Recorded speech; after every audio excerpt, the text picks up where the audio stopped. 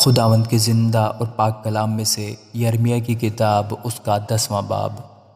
اے اسرائیل کے گھرانے، وہ کلام جو خداوند تم سے کرتا ہے سنو۔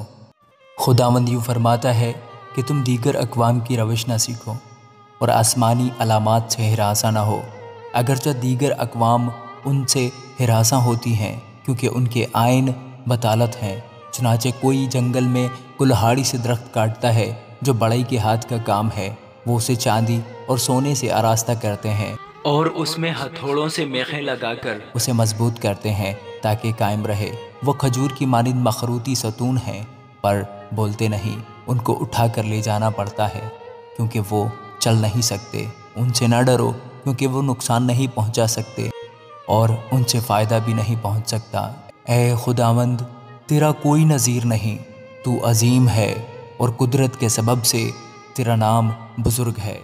اے قوموں کے بادشاہ، کون ہے جو تجھ سے نہ ڈرے؟ یقیناً یہ تجھ ہی کو زیبا ہے، کیونکہ قوموں کے سب حکیموں میں اور ان کی تمام مملکتوں میں تیرا ہمتا کوئی نہیں، مگر وہ سب حیوان خصلت اور احمق ہیں۔ بتوں کی تعلیم کیا؟ وہ تو لکڑی ہیں۔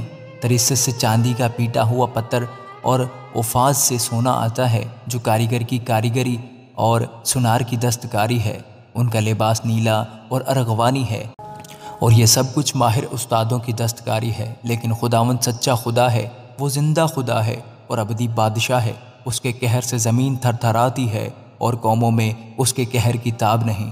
تم ان سے یوں کہنا کہ یہ معبود جنہوں نے آسمان اور زمین کو نہیں بنایا، زمین پر سے اور آسمان کے نیچے سے نیست ہو جائیں گے۔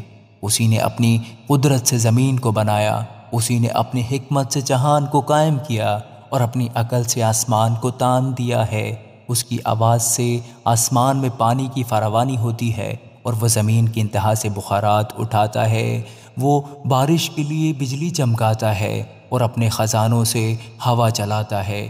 ہر آدمی حیوان خصلت اور بے علم ہو گیا ہے۔ ہر ایک سنار اپنی کھودی ہوئی مورت سے رسوا ہے، کیونکہ اس کی ڈھالی ہوئی مورت باطل ہے، ان میں دم نہیں۔ وہ باطل فعل فریب ہیں، سزا کے وقت برباد ہو جائیں گی۔ یعقوب کا بقرہ ان کے مانند نہیں، کیونکہ وہ سب چیزوں کا خالق ہے اور اسرائیل اس کی میراث کا عصا ہے۔ رب الفاج اس کا نام ہے۔ اے محاصرہ میں رہنے والی، زمین پر سے اپنی گٹھڑی اٹھا لے، کیونکہ خداوند یوں فرماتا ہے کہ دیکھ، میں اس ملک کے باشندوں کو اب کی بار گویا فلاخن میں رکھ کر پھینک دوں گا اور ان کو ایسا تنگ کروں گا کہ جان لیں۔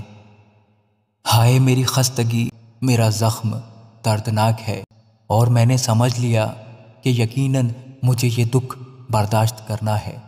میرا خیمہ غارت کیا گیا اور میری سب تنابیں توڑ دی گئیں۔ میرے بچے میرے پاس سے چلے گئے اور وہ ہیں نہیں۔ اب کوئی نہ رہا جو میرا خیمہ کھڑا کرے اور میرے پردے لگائے، کیونکہ چرواہے حیوان بن گئے اور خداوند کے طالب نہ ہوئے، اس لیے وہ کامیاب نہ ہوئے اور ان کے سب گلے تتر بتر ہو گئے۔